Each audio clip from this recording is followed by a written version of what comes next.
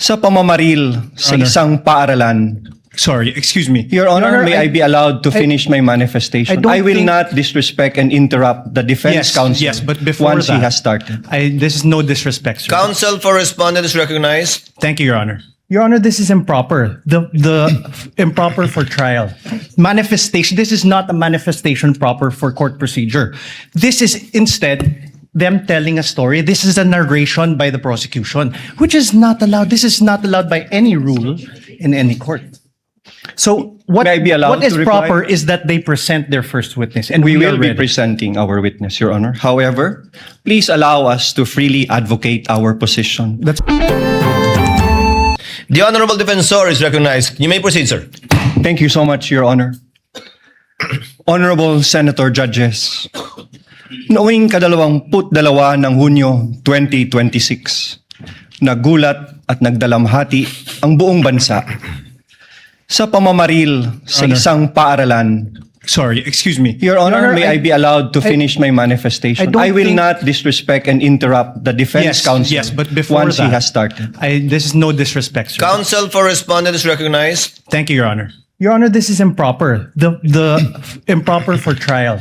Manifestation. This is not a manifestation proper for court procedure. This is instead them telling a story. This is a narration by the prosecution, which is not allowed. This is not allowed by any rule in any court.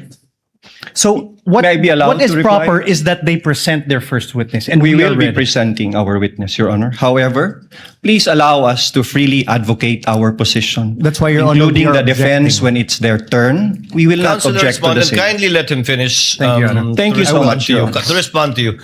Yes, you were saying. Thank you, Honorable Defensor. Senator Judges. Noong ika-22 ng Honorable Hunyo- Defensor, kindly finish your reply to the Thank you, Your Honor. objection of I will counsel proceed. for respondent. allow us to freely advocate our positions through the proper and respectful discourse. This is not prohibited under the rules. In fact, the court has declared that yesterday, the rules will not comply with the strict procedures of a judicial proceeding. Each article is a separate complaint, and it would be the proper guidance for the senator judges, lalo na po sa ating mga kapwa Pilipino na nanonood, para mas lalo nilang maunawaan ang ipipresenta naming ebidensya. The impeachment is a sui generis. Sui generis dahil kakaiba ito, hindi ito judicial, administrative, o civil o criminal proceeding. Hayaan niyo po kaming magbigyan ng 5 minuto para mailatag namin kung paano namin maipresenta at ang basihan namin sa pagpresenta ng aming ebidensya. Your Honor, may I respond? The presiding officer should rule. Although indeed we will interpret the rules liberally, and although indeed this is a sui generis proceeding, neither will we allow any dilatory moves and/or tactics, and I will bind and hold you to your 5 minutes, Honorable Defensor. Absolutely, And we Your will Honor. clock it. Your Honor, we will may- afford the same opportunity to the counsel for respondents when their turn arrives. Thank you, Your Honor. May I proceed, Your Honor? You may proceed. Honorable Senator Judges, noong ika-22 ng Hunyo 2026, nagulat at nagdalamhati ang buong bansa sa pamamaril sa isang paaralan sa Tacloban City na ikinasawi ng 3 batang mag-aaral at ikinasugat ng marami pang iba. Ang mga salarin, mga minor de edad, sa kabila ng kanilang murang edad, agad na kumilos ang mga otoridad upang ipatubad ang mga umiiral na batas. Ang mensahe ay malinaw. Ang pagpigiging bata ay hindi nangangahulugang walang pananagutan. Ang pananagutan ay umiiral, pagamat iba ang paraan ng pagpapatupad nito sa ilalim ng batas. Kamakailan, isang pasahero ang inaresto sa airport at kinasuhan matapos itong magbiro na may bomba sa kanyang bagahe dahil mahigpit na ipinapatupad ng mga otoridad ang patakarang zero tolerance policy sa anumang pagbabanggit ng bomba o anumang pampasabog. Sa isang hiwalay na pangyayari noong Mayo 2020, isang public school teacher ang inaresto, pinusasan at kinasuhan ng NBI sa Zambales matapos magbiro na magbibigay ng pabuya sa sinumang papatay sa presidente ng Republika. Ano ang prinsipyo dito? Ang pananagutan ay pinapairal sa lahat. Bata man o matanda, nasa laylayan man o nasa katungkulan.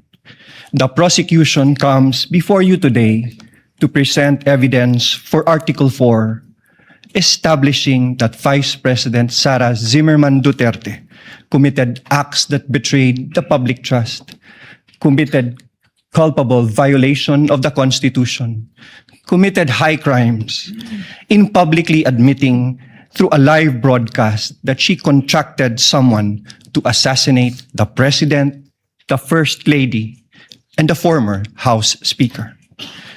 We acknowledge the burden of this trial on the senator judges as well as the Filipino people. But it is a duty that we must discharge together, lest the public come to believe that threatening public officials and fostering a culture of impunity are conduct that may be tolerated or condoned, especially coming from the second highest official of the land. Ang mga kilos at salita ng Vice Presidente ay hindi dapat ituring na simpleng krimen sa ilalim ng batas, kundi tuwirang paglabag sa saligang batas.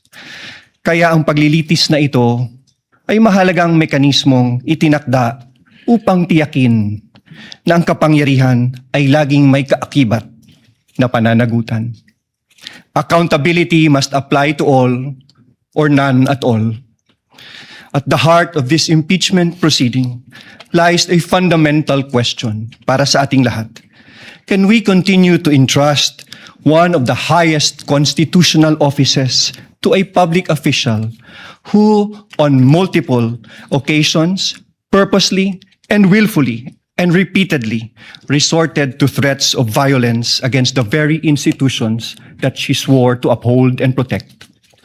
The evidence presented in this article are not just derived from testimonies and authenticated documents, but from the Vice President's own words, own conduct, her very own public admissions.